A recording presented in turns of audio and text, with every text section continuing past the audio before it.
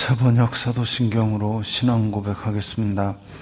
저는 전능하신 아버지 하나님 천지의 창조주를 믿습니다.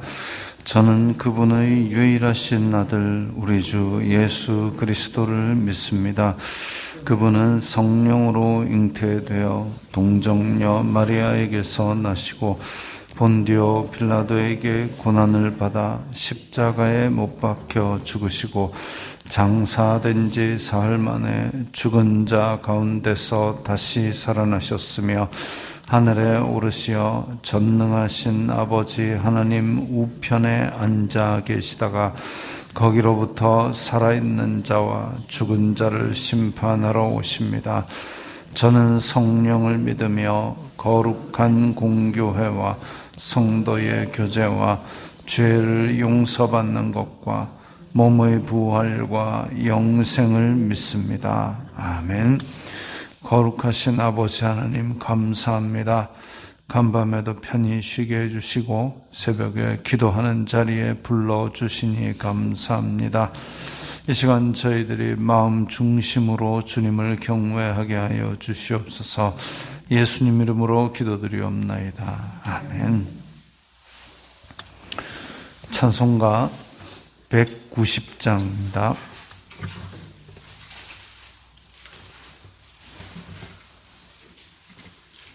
찬송가 190장입니다.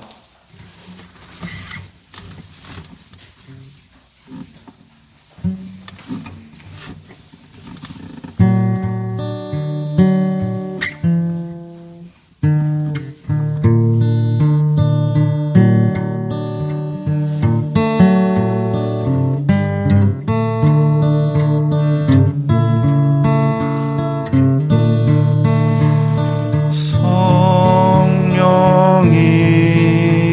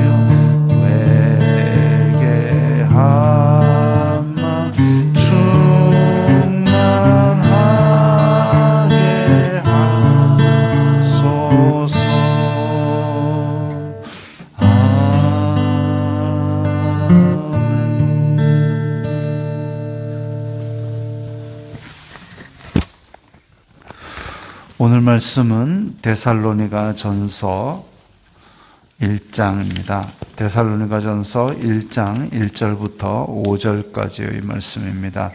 신약 성경 329면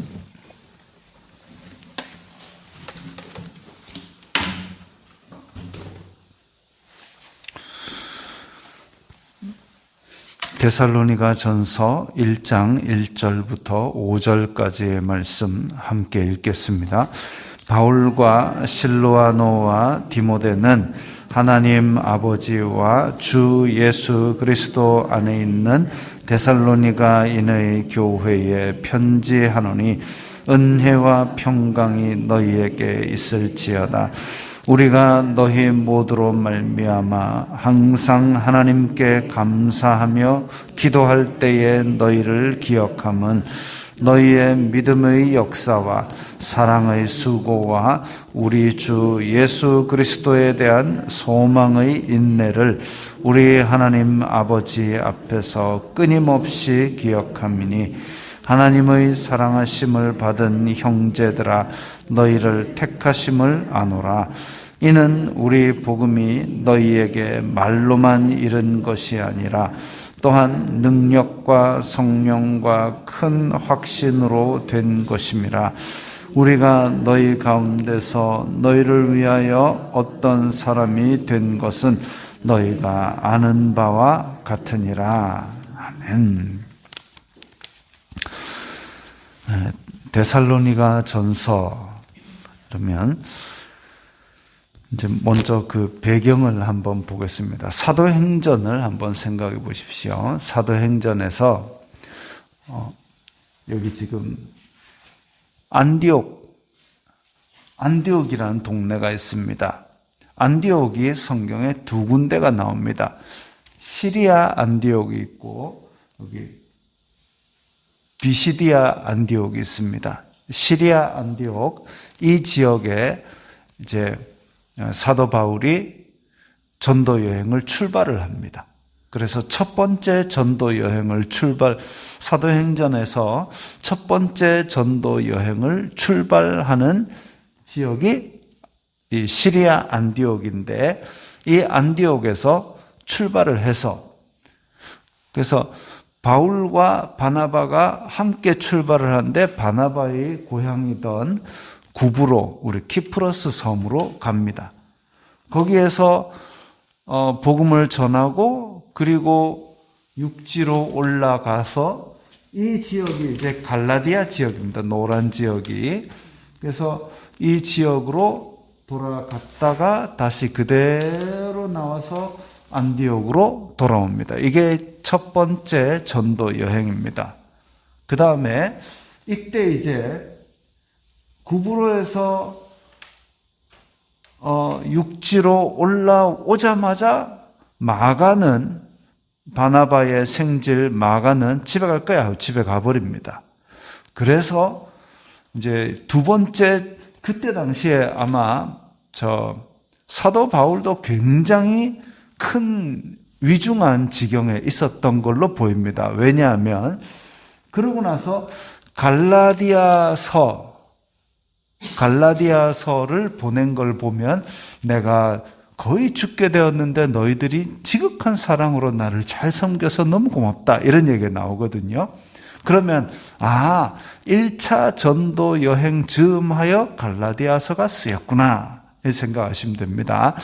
그 다음에 2차 전도 여행을 떠나려고 하는데 바나바는 마가 다시 챙겨가지고 데려가자. 지난번에 마가가 제대로 하지도 못했지 않느냐 하는데 사도 바울은 아니 지금 우리가 2000년 전인데 뭐 이렇게 교통이 편한 것도 아니고 한 사람을 넣었다 뺐다 하는 것은 굉장히 중요한 역할을 맡기려고 하는데 마가는 중간에 집에 갔지 않느냐. 난 절대 그 인간하고 같이 못 간다.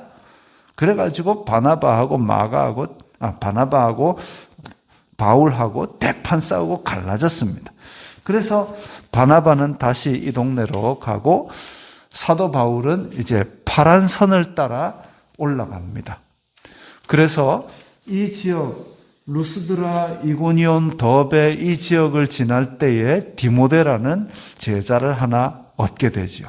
디모데는 아빠가 헬라인이고 엄마가 유대인이고, 그런데 이 아이에게 복음이 있었습니다. 그래가지고 같이 데리고 쭉 저 위에 올라가서 그 다음에 빌립보, 그리고 여기가 데살로니가입니다. 빌립보의 데살로니가, 그 밑에 베레아, 그리고 여기에 아테네, 고린도 해가지고 호로록 돌아옵니다. 이 파란 선이 2차 전도 여행입니다. 그래서 2차 전도 여행 데살로니가 지역 있고, 오늘 본문에 보면 바울과 실로아노가 신라의 로마식 이름인데, 그러니까 2차 전도 여행을 바나바 대신 신라를 데리고 떠났기 때문에, 그래서 바울과 신라, 그리고 중간에 만난 디모데 이야기 나와가지고 여기에 데살로니가에 있는 교회에 편지하는 거 보니까 대략 2차 전도 여행 즈음하여 쓰여졌겠구나, 그렇게 생각합니다. 그래서 1차 전도 여행 갈라디아서, 2차 전도 여행 데살로니가 전후서, 그리고 3차 전도 여행 때는 고린도전서, 고린도후서, 로마서, 그리고 4차 때는 우리 옥중서신이라 불리는 빌립보서, 에베소서, 빌립보서, 골로새서, 빌레몬서. 외우기도 쉽게 1차, 2차, 3차, 4차, 1개, 2개, 3개, 4개. 네. 갈라디아서, 그 다음에 데살로니가 전후서, 그 다음에 고린도전서, 고린도후서, 로마서, 그리고 에베소서, 빌립보서, 골로새서, 빌레몬서, 이렇게 4가지가 되어 있습니다. 1차, 2차, 3차, 4차 전도 여행과 사도행전을 연결해서 그렇게 읽으시면 또 서로 정황적으로 보충이 되어서 이해가 더 좋을 겁니다. 그래서 이렇게 데살로니가 전서를 기록을 했는데, 데살로니가 지역은 이방 지역입니다. 그리스 지역이죠.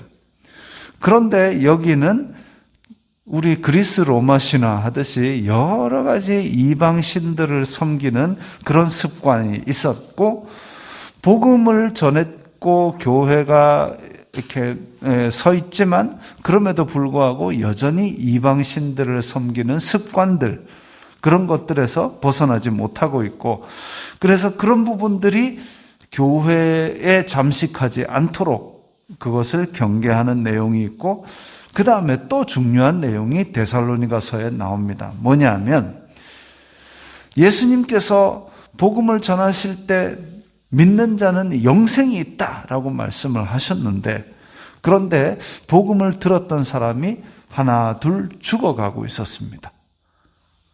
그래서 이게 무슨 일이냐, 영원한 생명이 있다 그랬는데 왜 죽지? 흔들리는 거죠. 지금 현재 대한민국에 이단 종교가 여러 개가 있습니다만은 그 이단 종교의 교주들은 자기가 불로 불사한다고 그렇게 설파를 해놓고 몇 명이 죽었습니다. 그때 이제 죽으려 할 때 그때쯤에 어떤 일들이 일어나느냐면 2가지 사건이 일어납니다. 하나는 그 불로 불사를 주장했던 교주를 오랫동안 살리기 위해서 온갖 노력을 다 합니다. 그 다음에 2번째는 뭐냐면 그 밑에 있는 사람 중에 유력한 자가 살살 챙겨가지고 한몫 챙겨서 또 다른 데 하나 차립니다.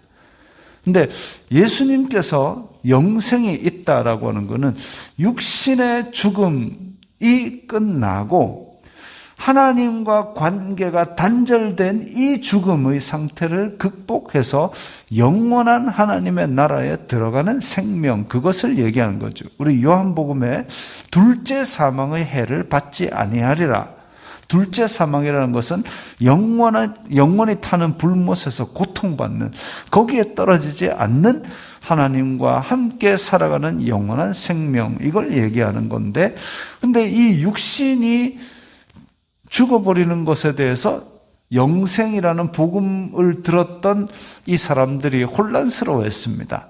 그래서 사도 바울은 데살로니가 전서에서 어떤 얘기를 하냐면, 이 영생이라는 것, 육신이 죽지만 우리의 육신이 죽음으로 끝나는 것이 아니라 예수 그리스도께서 다시 오시는 날 우리는 예수 그리스도를 맞이할 것이다.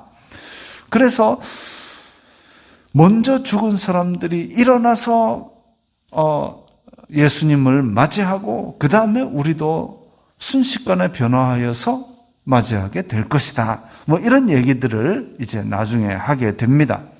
그래서 데살로니가 전서에 보면 이방 신들의 우상들에 대한 경계와 함께 아울러 성도의 소망에 대해서 이야기를 하는 거죠. 오늘 본문에서 보면 바울과 실로아노와 디모데는 2차 전도 여행의 핵심적인 인물들이 등장을 합니다.